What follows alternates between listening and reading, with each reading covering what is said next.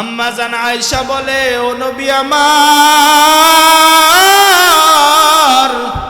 ওই হাসরের ময়দানে যখন সমস্ত মানুষগুলো উলঙ্গ দাঁড়াবে, তখন আপনি কি করবেন গো মায়ার নবী?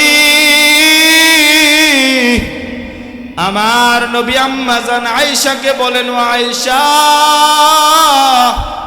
সমস্ত নবীরা ওই হাসরের মাঠে ইয়া নাফসি বলে কান্নার আওয়াজ, কিন্তু আমি নবী মুহাম্মদ ওই যে আল্লাহর দরবারে মাকামে মাহমুদের মধ্যে সেজদায় পড়ে কাঁদবো, সেজদায় পড়ে বলবো, আল্লাহ আমার উম্মতের বাঁচাও, আমার একটা উম্মত ব্যতীত আমি জাহান্নামের মধ্যে যাইতে দিব না রে আল্লাহ, তুমি আমার উম্মতদেরকে জাহান্নামের আগুন থেকে বাঁচাও। আমার আল্লাহ বলে, ওই কিয়ামতের ময়দানে আল্লাহ যখন বিচার কার্যকর দিবেন, আল্লাহ পাক কাহ্হারিয়তের আওয়াজ দিয়া বলবে, লিমানিল মুলকুল ইয়াউম লিল্লাহিল ওয়াহিদিল কাহ্হার। আল্লাহ তাআলা বলবেন, এর বেঈমান নাফরমান, আজকে হাসরের ময়দানের রাজত্ব কার? দুনিয়াতে তো দান্দাবাজি রং তামাশা কম করো নাই, ওই হাসরের ময়দানে আমার আল্লাহ যখন কাহ্হারিয়তের আওয়াজ দিবেন, পুরা হাসরের মাঠটা থরথর করে কাঁপতে থাকবে। পুরা হাসরের মাঠের কাঁপনি দেখে সমস্ত নবীরাও ধ্বংস হয়ে যেত, সমস্ত নবীরাও পর্যন্ত কান্নাকাটি ইয়া নাফসি বলতে থাকবে।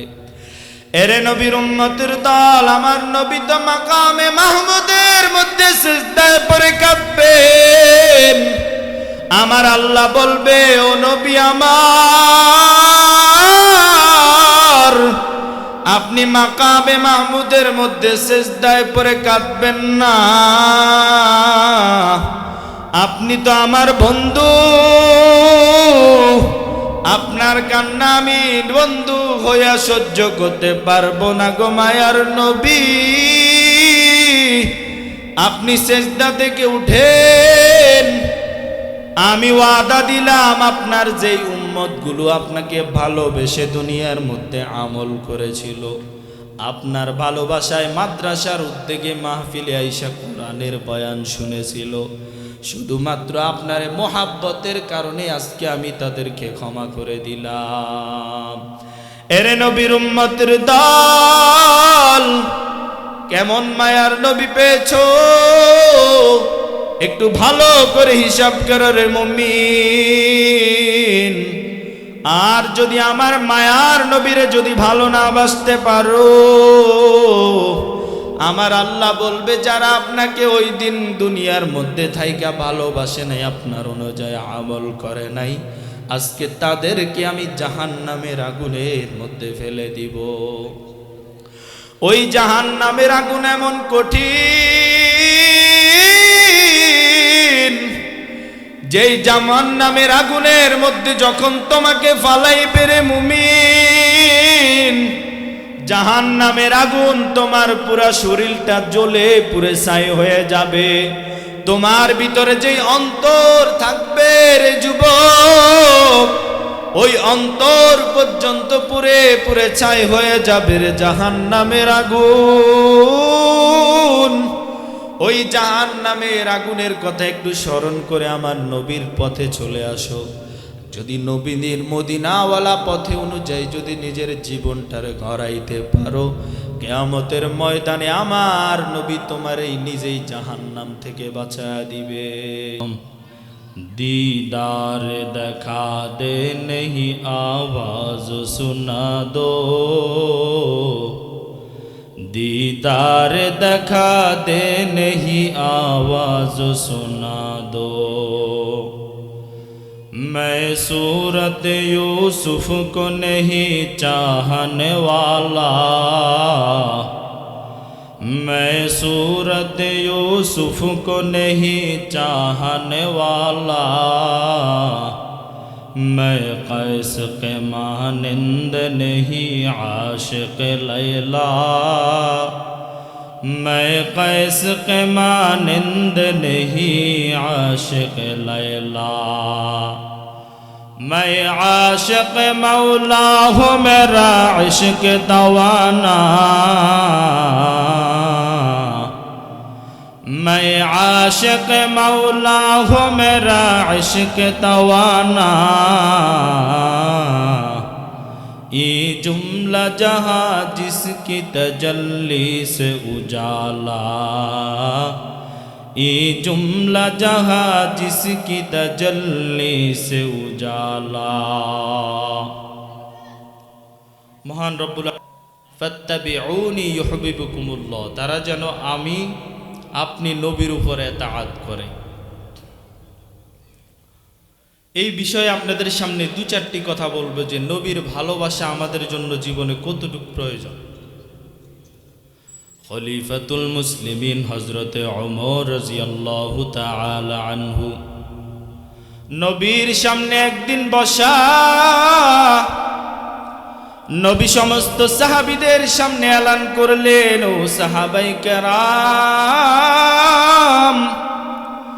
তোমরা শুনে রাখো, তোমাদের জীবনের চাইতে বেশি যদি আমি নবীরে ভালো না বাসতে পারো, তাহলে তোমাদের এই জীবন রেখে কোনো লাভ নাই।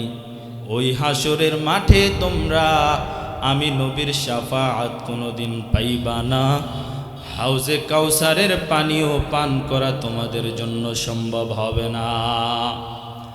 ওই হাউজে কাউসারের পানি কেমন পানি রে মুমিন? যেই পানি একটা মুমিন বান্দা যদি একবার পান করে,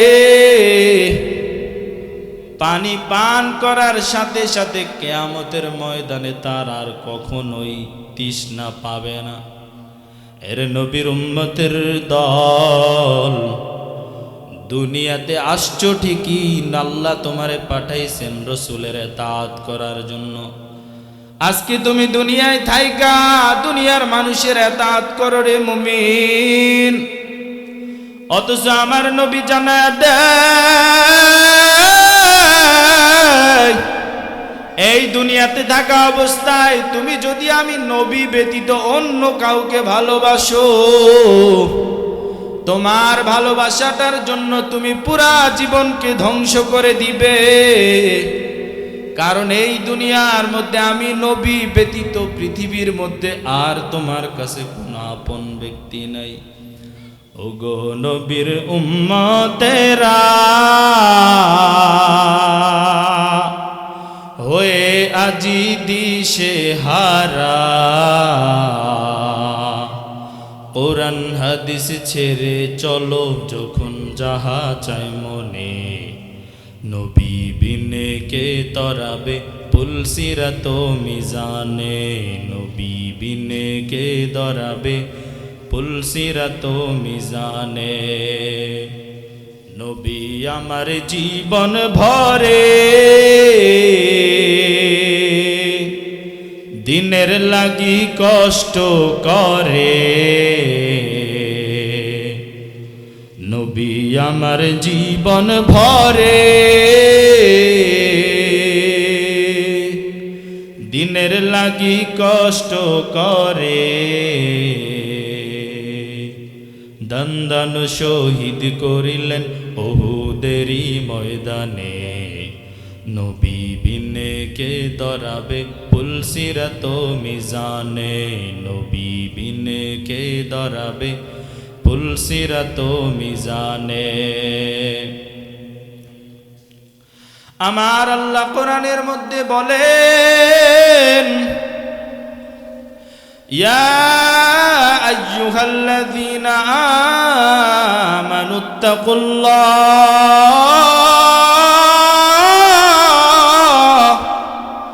হাক্কা তুকাতিহি ওয়া লা তামুতুন্না ইল্লা ওয়া আনতুম মুসলিমুন।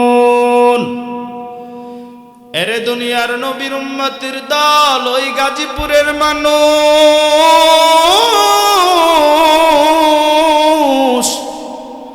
কেমন নবী পেয়েছো রে মুমিন, যেই নবীর গায়ে সাধারণ পর্যন্ত একটা মাছি মশা বসা হারাম,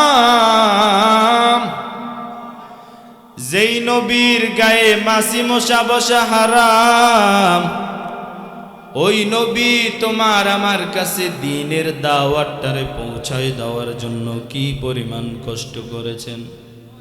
নবীর কাছে যখন প্রথম ধর্ম ইসলাম যখন 40 বছরে নবী নবুয়ত পায়, নবুয়ত পাওয়ার পরে আমার মায়ার নবী মানুষের কাছে ঘুরে ঘুরে দ্বীনের দাওয়াত দেয়, কিন্তু কোন মানুষ আমার নবীর দাওয়াত গ্রহণ করে না। সর্বপ্রথম ইসলামের প্রথম মানুষ হলেন হযরতে আবু বকর রাদিয়াল্লাহু তাআলা আনহু। ওই আবু বকর নবীর সাথে এমন পরিমাণ কষ্ট করেছেন, যেই কারণে আল্লাহ রব্বুল আলামিন আমার নবীর সব সময় সঙ্গী বানায়া দিয়েছেন। শুধু তাই নয়, আল্লাহ দুনিয়াতে থাকা অবস্থায় 10 জন সাহাবায়ে কেরামকে জান্নাতের টিকিট দান করেছেন। ওই 10 জনের মধ্যে 1 নাম্বার হলো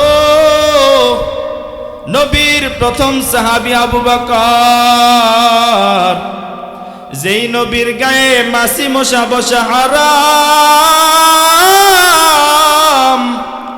ওই নবী একদিন কাফেরদের কাছে দ্বীনের দাওয়াত দেওয়ার জন্য, মুসলমান বানানোর জন্য তাদের সামনে গেল। যাওয়ার পরে দেখে সমস্ত কাহাবাই কেরামরা আবু বকর এবং নবীকে পাথরের আঘাত করা শুরু করেছে। পাথরের এমন পরিমাণ আঘাত থেকে বাঁচানোর জন্য ওই আবু বকর নিজের পিঠ মোবারককে দিয়া দিলেন যে আমার পিঠের উপরে মারো, তারপরে আমার নবীরে মাইরো না। আবু বকরের পিঠের উপরে ওই যে কাফেরদের এমন ভাবে আঘাতের এমন পর্যায়ে আবু বকর বেহুশ হইয়া পড়ে গেল রে মুমিন। আবু বকর বেহুশ হয়ে পড়ে যাওয়ার পরে তার মা বাবা এসে তারে বাড়িতে নিয়ে গেল। বাড়িতে নিয়ে যাওয়ার পরে আবু বকর হুঁশটা আসলো। হুঁশ আসার পরে আবু বকরকে বলল, রে আবু বকর খানা দানা খাও, ওষুধ খাও, ঠিক হয়ে যাবে রে আবু বকর। আবু বকর হুঁশটা আসার পরে বলে, আমার মায়ার নবী মুহাম্মদ কই?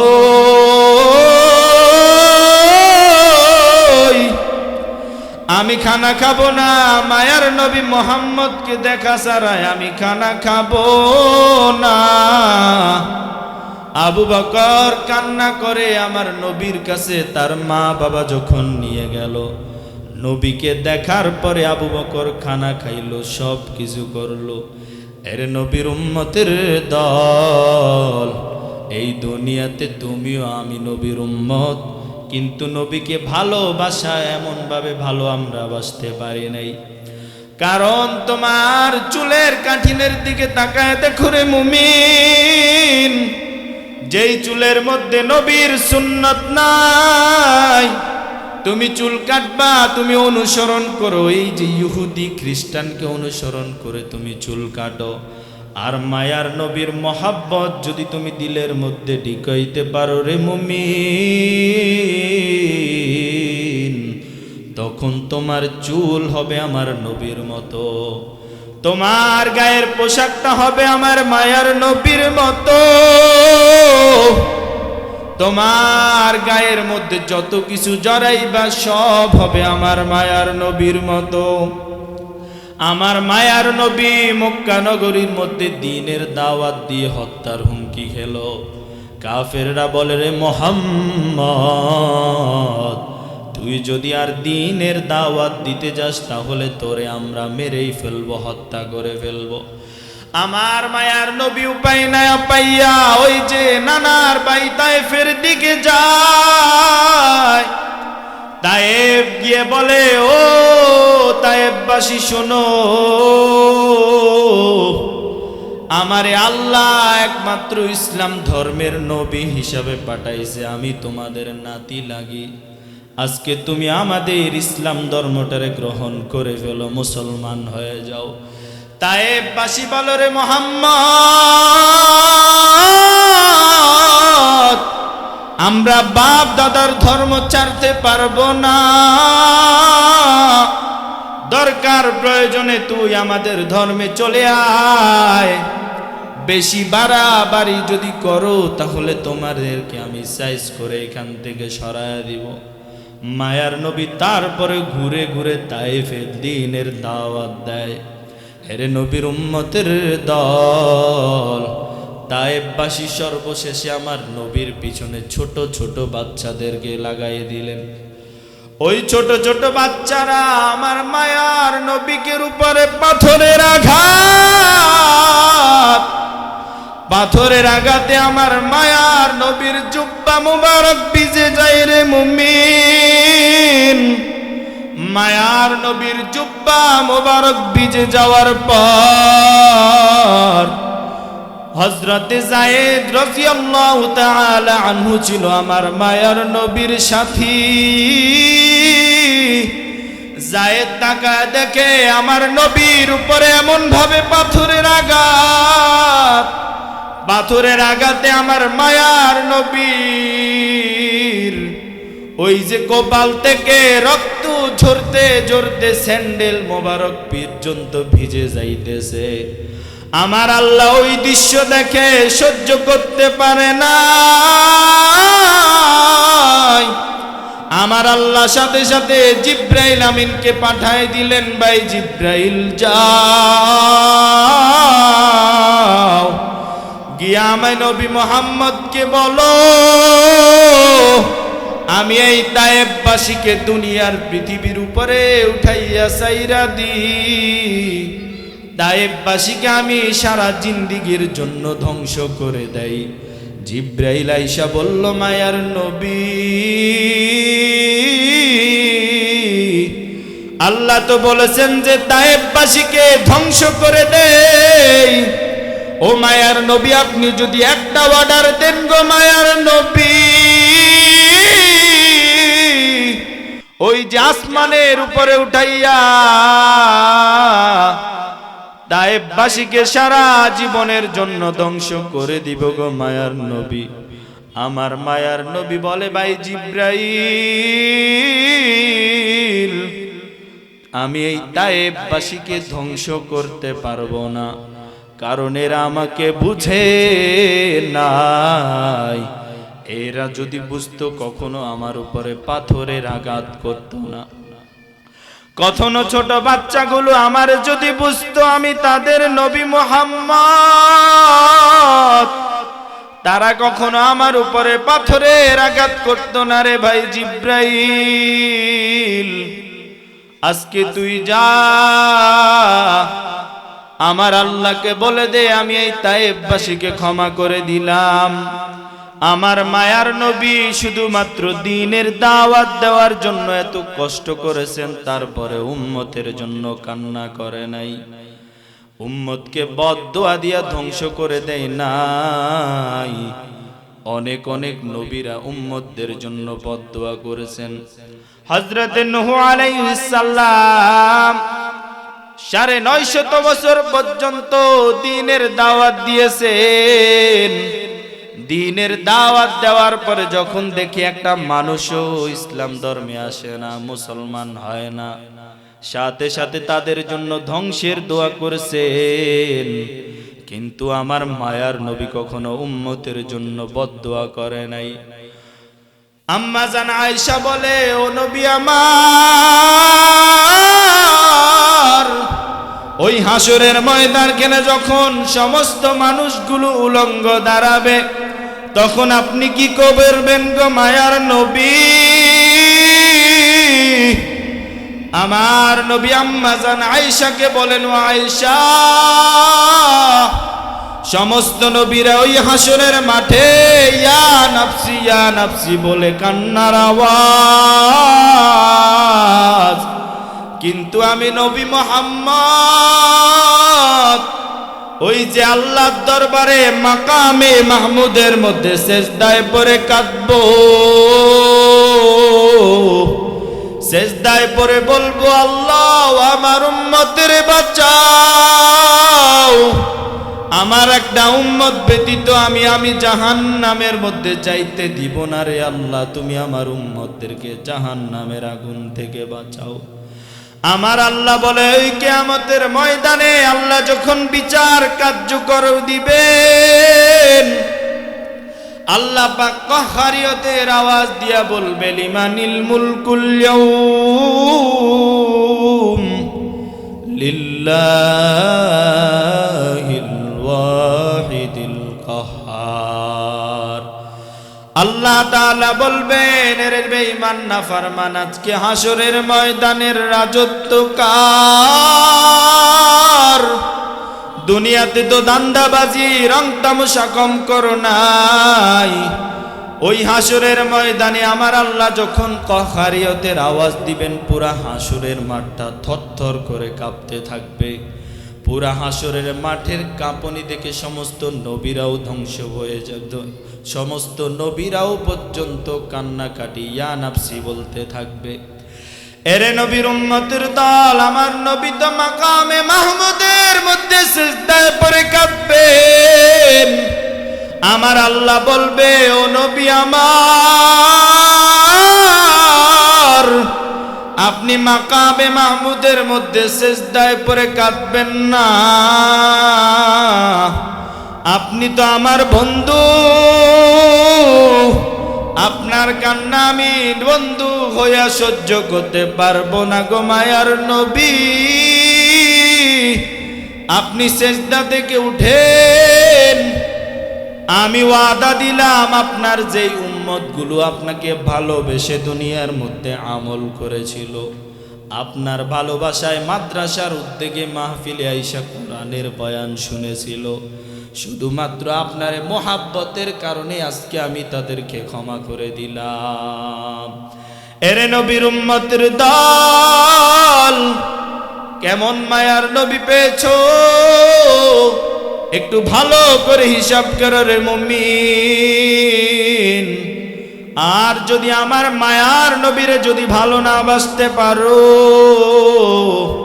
আমার আল্লাহ বলবে, যারা আপনাকে ওই দিন দুনিয়ার মধ্যে থাইকা ভালোবাসে নাই, আপনার অনুযায়ী আমল করে নাই, আজকে তাদেরকে আমি জাহান্নামের আগুনের মধ্যে ফেলে দিব। ওই জাহান্নামের আগুন এমন কঠিন, যেই জাহান্নামের আগুনের মধ্যে যখন তোমাকে ফালাইবে রে মুমিন, জাহান্নামের আগুন তোমার পুরা শরীরটা জ্বলে পুরে ছাই হয়ে যাবে।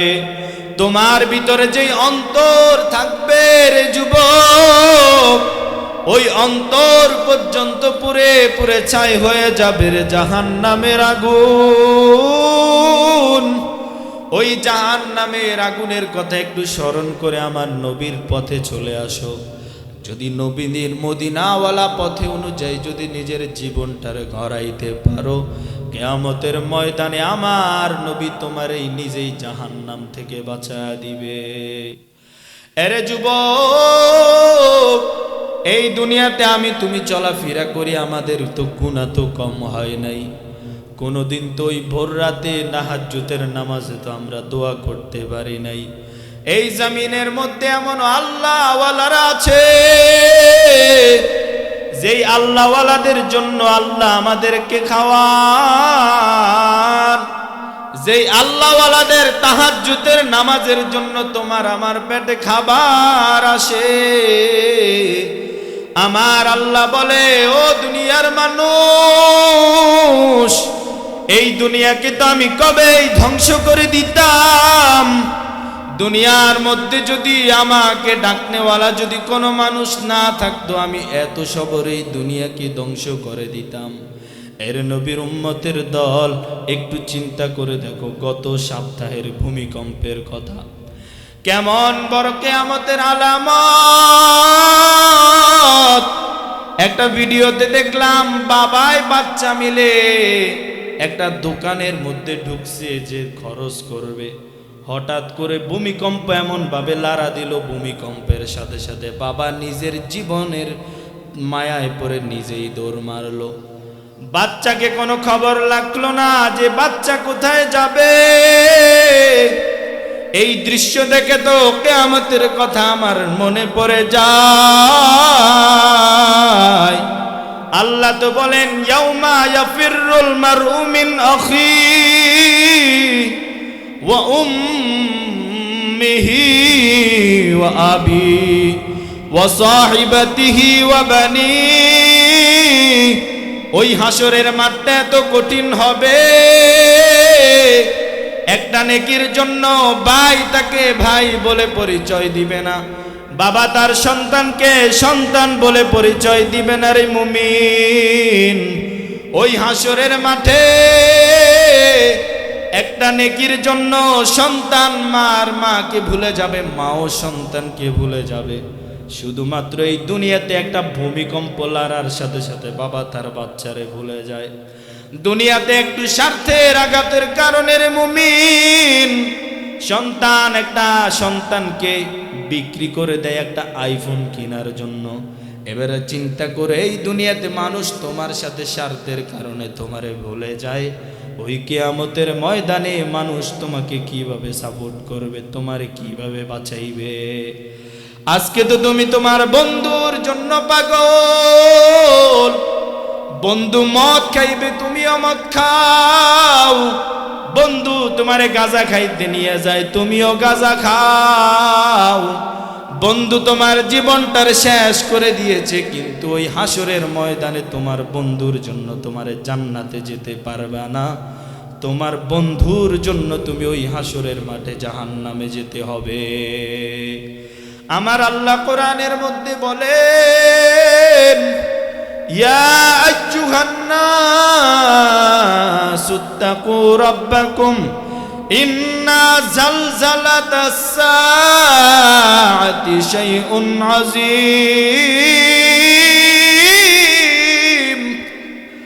ওরে দুনিয়ার মানুষ তোমরা শুনে রাখো, আমি আল্লাহকে ভয় করো। ওই হাসরের ময়দানের জিলজাল বড় ভয়ঙ্কর। ওই হাসরের ময়দানে যখন আমার আল্লাহ একটা কাঁপুনি দিবেন, সমস্ত মানুষরা হেলে দুলে পড়ে যাবে। বলা হবে যে তোমরা কেন হেলে দুলে পড়ে যাও, বলা হবে যে তোমরা কোনো নেশা পান করেছো কিনা। বারা বলবে ওয়ালাকিন্না আযাবাল্লাহি শাদীদ, আল্লাহর আযাব বড় ভয়ঙ্কর। আমরা আজকে আল্লাহর আযাবের কারণে হেলে দুলে পড়ে যাই।